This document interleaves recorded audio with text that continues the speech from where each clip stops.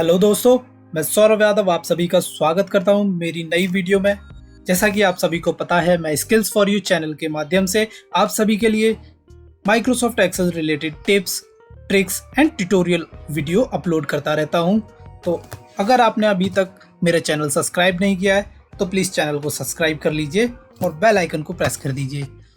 तो दोस्तों, आज की वीडियो बहुत ही इंपॉर्टेंट होने वाली है, क्योंकि आज मैं लेकर आया हूं 5 ऐसे फॉर्मूले जो माइक्रोसॉफ्ट एक्सेल में कॉमनली यूज़ किए जाते हैं और इंटरव्यू में भी कॉमनली पूछे जाते हैं। तो चलिए शुरू करते हैं बिना टाइम वेस्ट किए आज की वीडियो। तो चलिए दोस्तों, सबसे पहले हम डिस्कस करेंगे काउंट फैमिली के फॉर्मूलाज को।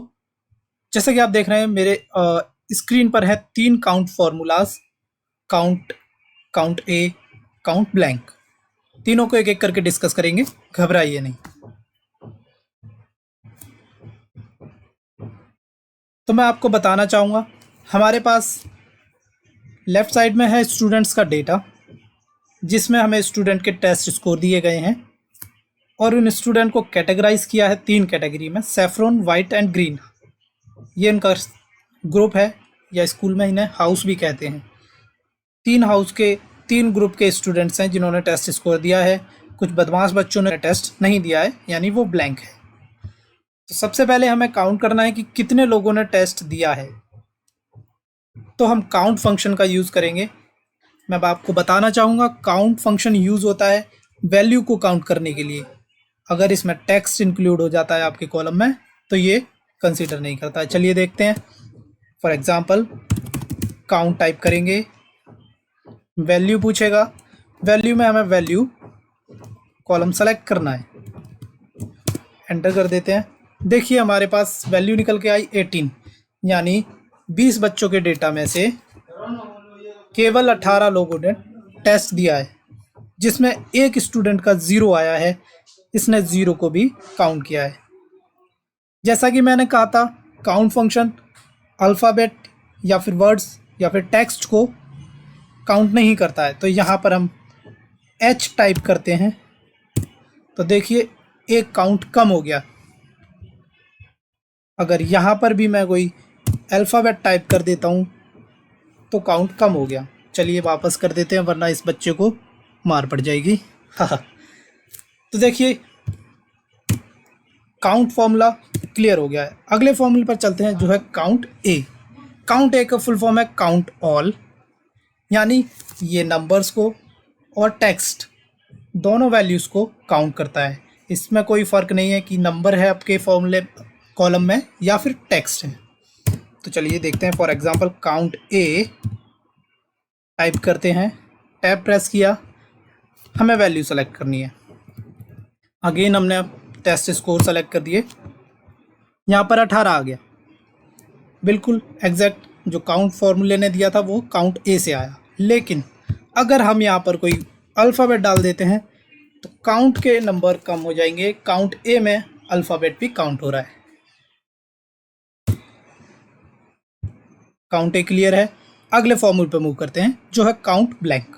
काउंट ब्लैंक आपके ब्लैंक सेल्स को काउंट करता है। मान लीजिए यहाँ पर हमें पता करना है कि कितने स्टूडेंट ने टेस्ट नहीं दिया है या फिर कितने स्टूडेंट का टेस्ट स्कोर जनरेट नहीं हुआ है। तो हम काउंट ब्लैंक का फॉर्मूला यूज़ करेंगे, काउंट ब्लैंक, और स्कोर को सेलेक्ट कर देंगे। कंट्रोल शिफ्ट डाउन इसका शॉर्टकट की है, एंटर। देखिए 2 सेल ब्लैंक हैं, एक के 0 हैं, तो वो ब्लैंक नहीं है। तो चलिए दोस्तों डिस्कस करते हैं अगला फार्मूला ग्रुप, जो है सम और एवरेज फार्मूलाज। तो बहुत ही बेसिक तरीके से अगर हम कहें तो सम का यूज़ होता है वैल्यूज़ को ऐड करने के लिए, एडिशन के लिए। अगर हम बेसिक तरीके से ऐड करना चाहते हैं तो हम इस तरीके से ऐड करेंगे, इक्वल टू सेल रेफरेंस देंगे प्लस दूसरा सेल रेफरेंस प्लस तीसरा सेल रेफरेंस। ये तरीका ठीक है, लेकिन अगर आपको 2 या 3 सेल्स को ऐड करना है तो ठीक है, वरना अगर आपको मल्टीपल वैल्यूज़ को ऐड करना है तो ये काफ़ी टाइम कंज्यूमिंग तरीका है, इसे हम यूज़ नहीं करेंगे। इसकी जगह पर हम यूज़ करेंगे sum function, equal to sum and एक ही बार में हम सारी वैल्यूज़ को सेलेक्ट कर देंगे एंड एंटर। देखिए 728 आपका टोटल स्कोर आ चुका है स्टूडेंट का 20 बच्चों का। तो सम फार्मूला क्लियर है। तो अगले फार्मूले पर मूव करते हैं जो है एवरेज फंक्शन। एवरेज फंक्शन का यूज़ होता है एवरेज निकालने के लिए, यानी यहाँ पर स्टूडेंट का जो स्कोर है, एवरेज स्कोर कितना गया है 20 बच्चों का, अगर हम मैथमेटिकल अप्रोच से यूज़ करते हैं तो equal to total number of sum by total number of student. Average का मैथमेटिकल फॉर्मूला होता है जिससे आता है हमारा एवरेज 36.4। बट यहाँ पर हम फंक्शन का यूज़ करके एवरेज निकालेंगे, जिसमें हम इक्वल टू एवरेज टाइप करना है। बहुत ही इजी तरीका है एवरेज निकालने का। एवरेज लिखेंगे और जस्ट लाइक सम फॉर्मूला हम वैल्यूज़ को सेलेक्ट कर देंगे जिनका एवरेज निकालना है हमें 20 स्टूडेंट का डेटा का। लेकिन यहाँ पर तो एवरेज डिफरेंट आ रहा है। अब ये डिफरेंट क्यों आ रहा है मैं आपको बता देता हूँ। बिकॉज यहाँ पर हमने 20 स्टूडेंट का एवरेज निकाला है, जिसमें से 2 स्टूडेंट ऐसे हैं जिन्होंने टेस्ट स्कोर नहीं दिया है। तो जब हम एवरेज फंक्शन का यूज़ करते हैं तो ये ब्लैंक सेल को एक्सक्लूड कर देता है, उसको काउंट नहीं करता है। तो ये जो एवरेज है आउट ऑफ 17 दिया है, यानी आउट ऑफ 18 दिया है, सॉरी, यानी 18 बच्चों का एवरेज स्कोर है। तो यहाँ पर अगर हम 20th की जगह पे 18 लिखेंगे तो सेम एवरेज निकल कर आएगा। बिकॉज जो एवरेज फंक्शन है वो ब्लैंक सेल्स को इंक्लूड नहीं करता है। अगर हमें इंक्लूड कराना है तो उन ब्लैंक्स को हमें या तो 0 फिल करना होगा या फिर हमें आउट ऑफ 17 स्कोर दिखाना होगा। तो देखिए स्कोर बराबर हो गया है, मैंने ब्लैंक सेल्स को फिल कर दिया है। तो एवरेज फंक्शन भी क्लियर हो गया है। अगला फॉर्मूला ग्रुप है count if, sum if and average if. ये सारे कंडीशनल फार्मूले हैं। साथ ही आपको फोर्थ फार्मूला यहाँ पर डिस्कस करेंगे हम, इफ़। तो पहले इफ़ को सीख लेते हैं, उसके बाद count if, sum if and average if का यूज़ क्या है वो देखेंगे। सबसे पहले इफ़ का यूज़ देखते हैं। इफ़ का यूज़ हम करते हैं कंडीशन को वेरीफाई करने के लिए। मान लीजिए हमारे पास कोई कंडीशन आ गई है कि इस डेटा में हमारे पास जो स्कोर दिया गया है, इसमें हमारे पास एक कंडीशन है कि 40 से अबव वाले पास होंगे और जिसका स्कोर 40 से कम है वो फेल करेंगे, दोबारा रीटेस्ट करेंगे। तो ये कंडीशन हम यहाँ पर फिल करेंगे। उसके बेसिस पर यहाँ पर इस कॉलम में हमें स्टेटस डालना है कि कौन पास है और कौन फेल।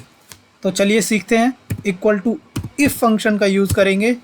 इफ़ फंक्शन में सबसे पहले लॉजिकल टेस्ट, यानी हमें लॉजिक लगाना है कि क्या लॉजिक लगाएं कि यहाँ पर पास और फेल वैल्यू आए।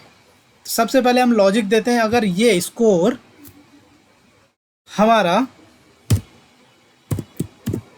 40 से कम है, अगर 40 से कम है, स्मॉलर देन 40, तो आगे पूछेगा वैल्यू। अगर आपका जो ये स्कोर जो आपने ये लॉजिक दिया है अगर ये ट्रू जाता है तो क्या वैल्यू आनी चाहिए। अगर 40 से कम जाता है तो पास, 40 से कम जाए तो फेल,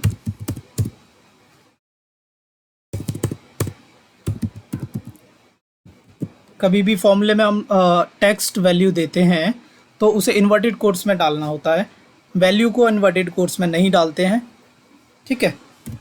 तो आगे अगर वैल्यू, अगर हमारा ये कंडीशन फॉल्स हो जाती है, गलत होती है, अगर 40 से ज़्यादा मार्क्स हैं तो क्या वैल्यू आनी चाहिए, तो आना चाहिए पास, PASS। तो पास फेल का स्टेटस हमने डाल दिया है बाय फॉर्मूला। देखिए 41 pass, 46 pass, 42 pass, blank is fail, 33 fail, below 40 सारे फेल हो जाएंगे, अबव 40 पास। ये था इफ़ फार्मूले का यूज़। अगले फार्मूले क्लस्टर पर मूव करते हैं जो है count if, some if and average if. ये भी कंडीशनल फार्मूले हैं, बट यहाँ पर आपको कंडीशन दी गई है कि यहाँ पर हमें वही वैल्यू काउंट करनी है। सामने ग्रुप दिए गए हैं green, saffron and white. Student का डेटा भी हमने ग्रुप में डिवाइड किया हुआ है, green green, saffron saffron, white.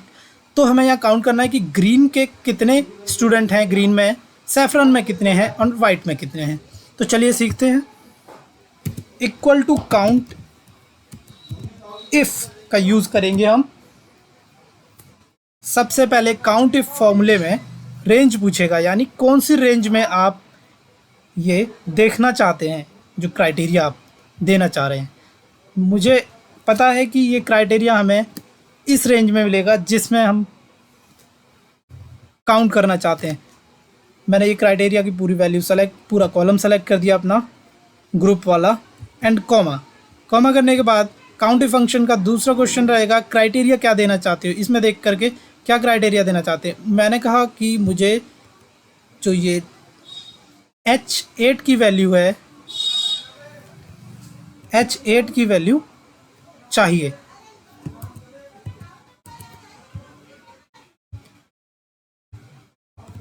H8 type कर दिया हमने और ब्रैकेट को क्लोज, एंटर। देखिए यहाँ पर ग्रीन का जो काउंट है वो निकल के आ गया है, ग्रीन 6 है। और इसी फॉर्मूले को ड्रैग डाउन कर दिया है कंट्रोल शिफ्ट डी की हेल्प से। सैफरन के 7 है, वाइट के 7 स्टूडेंट हैं। चलिए अगला फॉर्मूला है सम इफ। सम इफ का भी सेम यूज़ है, बस यहाँ पर हमें वैल्यू काउंट कर सकते हैं। सम इफ का यूज़ होता है वैल्यू का सम करने के लिए। मान लीजिए मैं ग्रीन ग्रुप के सारे स्टूडेंट, जो 6 स्टूडेंट का काउंट निकल के आया है, इनका सम करना है कि कितना स्कोर आया है, तो उसका यूज़ करेंगे हम सम इफ फॉर्मूले से। तो चलिए टाइप करते हैं सम इफ सेम एज काउंट। यहाँ पे रेंज सेलेक्ट करने के लिए बोलेगा कि कौन से क्राइटेरिया से आप जो क्राइटेरिया देना चाहते हैं वो कौन सी रेंज में मिलेगा, इस रेंज में मिलेगा, कॉमा क्राइटेरिया हमें ग्रीन चेक करना है, एंड सम रेंज हमारी वो रेंज होगी जिसका सम हो सकता है, यानी जिसमें वैल्यूज़ हो। नंबर्स का ही तो सम होगा ऑब्वियसली। तो नंबर सेलेक्ट करेंगे हम यहाँ पर और एंटर कर देते हैं। देखिए यहाँ पर ग्रीन ग्रुप के 6 स्टूडेंट हैं जिनका टोटल स्कोर 130 आया। ड्रैग डाउन कर देंगे फॉर्मूला कंट्रोल डी की हेल्प से। तो सामने देखिए वाइट हाउस के जो बच्चे हैं उनका परफॉर्मेंस सबसे अच्छा है, यानी 300 टोटल सम उनका आया हुआ है। तो सबसे ज़्यादा मार्क्स वाइट ग्रुप के हैं। नेक्स्ट एवरेज पर चलते हैं। एवरेज इफ़ से हम देख सकते हैं इन तीनों ग्रुप में से कौन से ग्रुप का सबसे अच्छा एवरेज स्कोर गया है। आउट ऑफ 50 स्कोर दिया गया है। तो चलिए हम चेक करते हैं एवरेज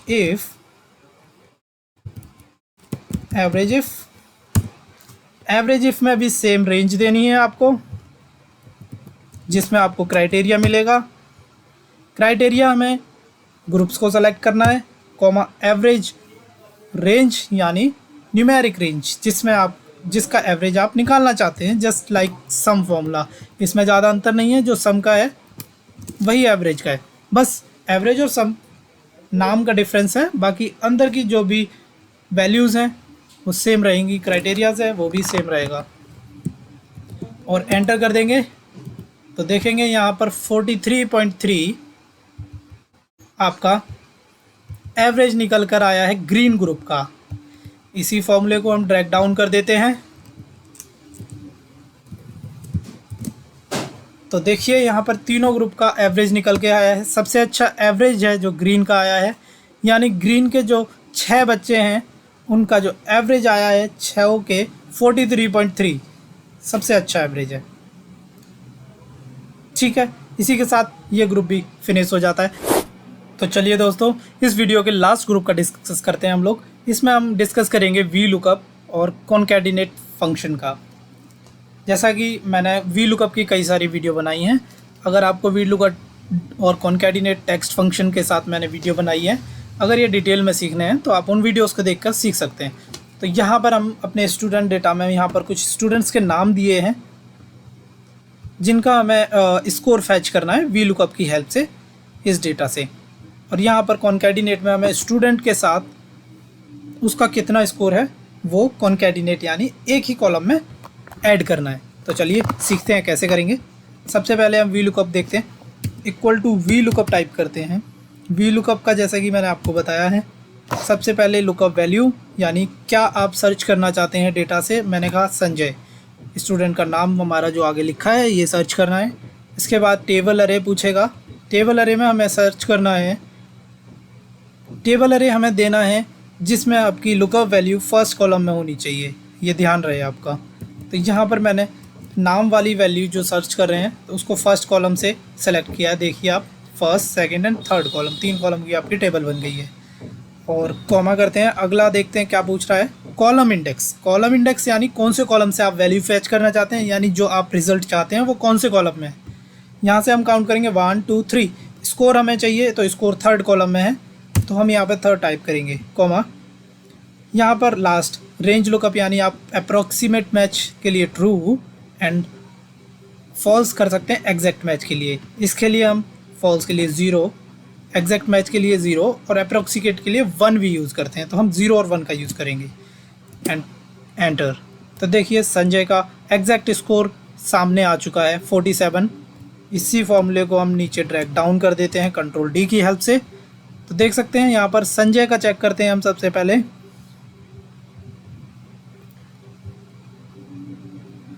देखिए संजय 47, विक्रांत 33, रमन 45।